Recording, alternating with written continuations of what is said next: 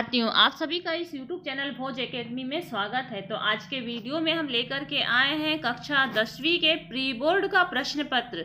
जिस प्रकार से आप लोगों का माध्यमिक शिक्षा मंडल के द्वारा घोषित टाइम टेबल के अनुसार आप लोगों की प्री बोर्ड परीक्षा 12 अप्रैल से प्रारंभ होने वाली थी, लेकिन कोरोना के इस संकट काल की स्थिति में यह प्री बोर्ड परीक्षा स्कूल में नहीं हो रही है, इसीलिए आपको घर पर बैठ करके ही इस प्रश्न पत्र को हल करना है। तो यह प्रश्न पत्र है आपका विज्ञान विषय का और इसके कुल प्राप्तांक रहेंगे 80 नंबर के और यह 3 घंटे का पेपर रहेगा। तो देखिए, विज्ञान विषय का पेपर है और इस प्रश्न पत्र को आप अपने पास में नोट करते हुए प्रश्न पत्र हल कीजिए और अपने बोर्ड एग्जाम की तैयारी कीजिए और देखिए कि क्या क्या कमियां आपके बोर्ड एग्जाम में और रह गई हैं, तो उसे पूर्ण कीजिए। तो देखिए, यह सही विकल्प दिए हुए हैं, तो सही विकल्प में आपको कोई भी एक चुनना है और ये 5 सही विकल्प रहेंगे, 1 नंबर का एक सही विकल्प है।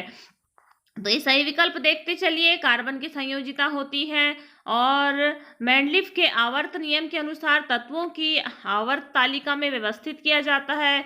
एक अश्व शक्ति में कितने वाट होते हैं।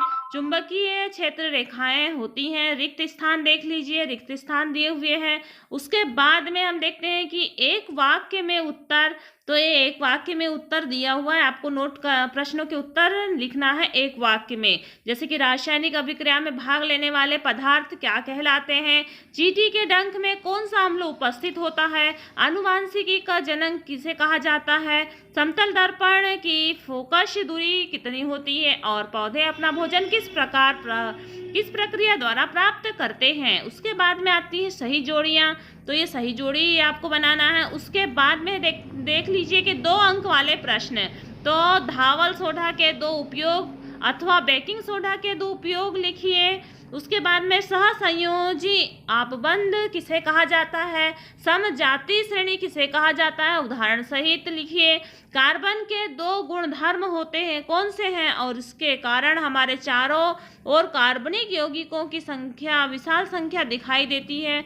ये आपको प्रश्नों के उत्तरों को लिखना है। जैसे हीरा और ग्रेफाइट की प्रकृति किस प्रकार की पाई जाती है।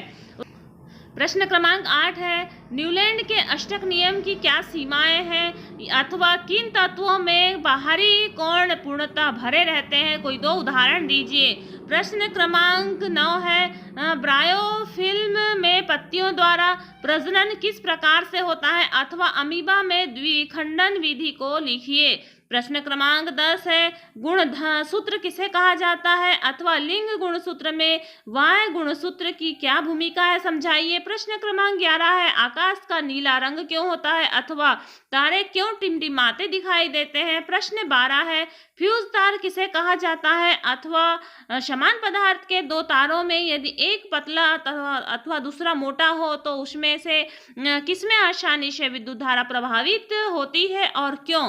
फिर प्रश्न क्रमांक 13 है, 2 चुंबकीय क्षेत्र रेखाएं एक दूसरे को प्रतिच्छेद क्यों नहीं करती अथवा किसी क्षण चुंबक के चारों ओर चुंबकीय क्षेत्र रेखाएं खींचिए। प्रश्न 14, निम्न तत्वों में इलेक्ट्रॉनिक विन्यास लिखिए। मैंगनीज, सोडियम और क्लोरीन उत्कृष्ट गैसों के पृथक समूह में क्यों रखा गया है। प्रश्न 15 है, अक्षीय और अनाक्षीय श्वसन में 3 अंतर लिखिए। ये 3 अंक के प्रश्न प्रारंभ हो गए। उसके बाद में धमनी और शिरा में कोई 3 अंतर लिखिए।